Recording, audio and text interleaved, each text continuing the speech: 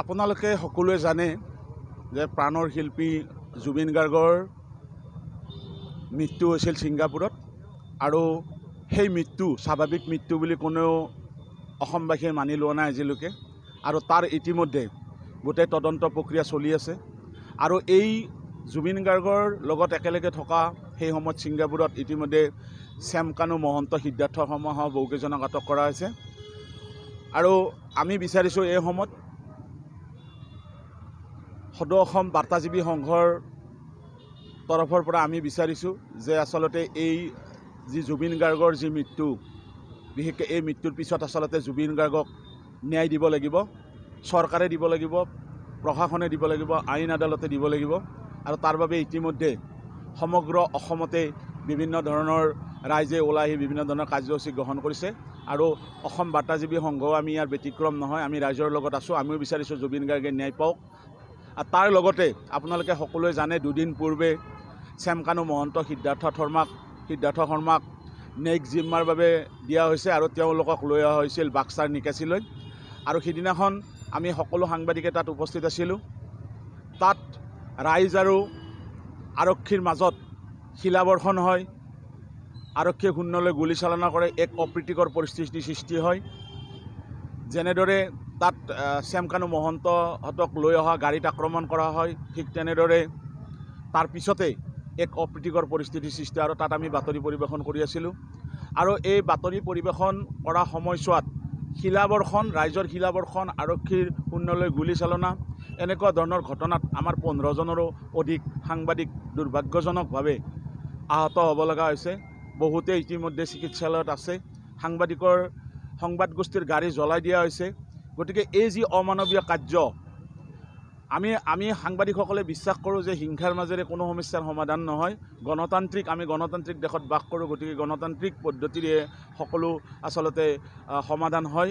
গতিকে এনেকুৱা ধৰণৰ যি অমানৱীয় কাৰ্য, বৰ্বৰ যি আক্ৰমণ, সাংবাদিকৰ ওপৰত যি বৰ্বৰ আক্ৰমণ হ'ল, আচলতে কালভাৰ্টৰ তলত সোমাই যেতিয়া সাংবাদিকে আশ্ৰয় গ্ৰহণ কৰি আছিল সেই সময়তো সাংবাদিকসকললৈ আমাৰ ওপৰলৈ শিলাবৰ্ষণ কৰা হৈছিল। গতিকে এনেকুৱা ধৰণৰ যি বৰ্বৰ আক্ৰমণ, এই আক্ৰমণৰ প্ৰতিবাদত আজি আমি সদৌ অসম বাৰ্তাজীৱী সংঘৰ নিৰ্দেশমৰ্মে নলবাৰী জিলা বাৰ্তাজীৱী সংঘই নলবাৰী থানাৰ চকত দুঘণ্টীয়া অৱস্থান ধৰ্মঘট কাৰ্যসূচী পালন কৰিছোঁ।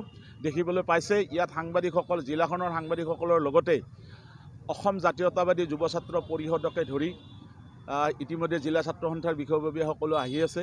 গতিকে সকলোৱে আহি ইয়াত আমাক সহযোগ কৰিছে আৰু সকলোৱে বিচাৰিছে যে হিংসাৰে নহয়, আচলতে শান্তিপূৰ্ণভাৱে আমি জুবিন গাৰ্গৰ যি ন্যায়, সেই ন্যায় আমি আজৰি আনিব লাগিব আৰু আমি চৰকাৰক দাবী জনাইছোঁ, অসম চৰকাৰক দাবী জনাইছোঁ, যিহেতু আমি গণতন্ত্ৰৰ চতুৰ্থ স্তম্ভ হিচাপে আমাক স্বীকৃতি প্ৰদান কৰা হৈছে।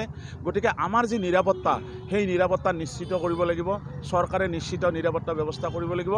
আমি ৰাজ্যৰ মুখ্যমন্ত্ৰী ডাঙৰীয়ালৈ অনুৰোধ জনাইছোঁ যে আমি অন্ততঃ যেতিয়া কৰ্তব্যৰ খাতিৰত যেতিয়া আমি বিভিন্ন এক জটিল ঠাইলৈকেও যাব লগা হয়, তেতিয়া যাতে আমাৰ নিশ্চিত নিৰাপত্তা চৰকাৰে প্ৰদান কৰে, তাৰ বাবে আমি চৰকাৰক দাবী জনাইছোঁ আৰু সেই উদ্দেশ্যৰে আজিৰ এই কাৰ্যসূচী গ্ৰহণ কৰা হৈছে।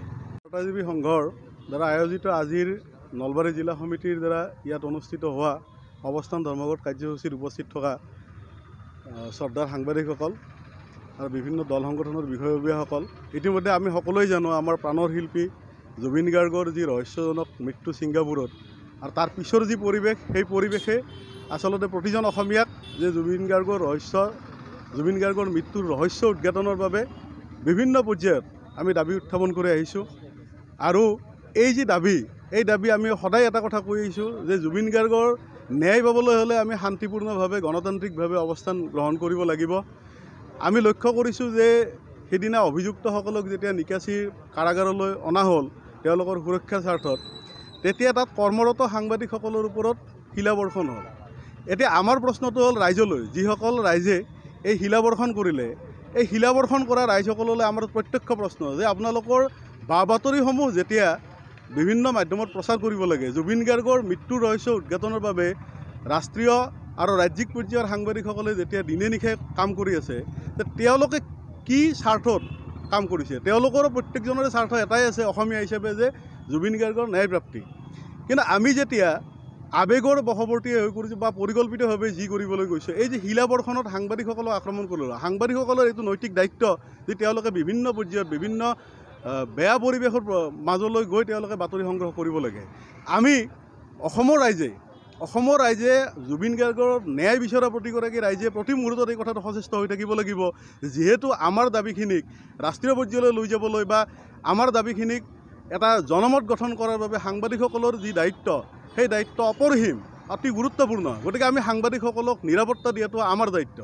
গতিকে আমি আজিৰ এই অৱস্থানস্থলীৰ পৰা অসমৰ বিভিন্ন প্ৰান্তত এনেধৰণৰ জুবিন গাৰ্গৰ ন্যায় বা জুবিন গাৰ্গৰে নহয়, বিভিন্ন সামাজিক ক্ষেত্ৰত যেতিয়া ন্যায় বিচৰা আন্দোলনবোৰ হয়, তেতিয়া অন্ততঃ আমি এটা কথা নিজক নিয়ন্ত্ৰণ কৰিব লাগিব। আমি আন্দোলনকাৰী পক্ষ বা আমি ন্যায় বিচৰা পক্ষ এটা কথা মনত ৰাখিব লাগিব যে সাংবাদিকসকল আমাৰ ন্যায় বিচৰা যাত্ৰাৰ এক অন্যতম অংশ, আৰু এই সাংবাদিকসকলৰ নিশ্চিত নিৰাপত্তা আমি নিশ্চিত কৰিব লাগিব। গতিকে আমি পুনৰবাৰ এই দাবী উত্থাপন কৰিছোঁ যে সাংবাদিকসকল নিৰাপত্তা পাব লাগিব তেওঁলোকৰ কৰ্মৰ ক্ষেত্ৰত যাওঁতে, আৰু জুবিন গাৰ্গে নিশ্চিতভাৱে ন্যায় পাব লাগিব। চৰকাৰ আৰু ন্যায় ব্যৱস্থাৰ ওপৰত আস্থা ৰাখি আমি গণতান্ত্ৰিকভাৱে শান্তিপূৰ্ণভাৱে আগবাঢ়িব লাগিব।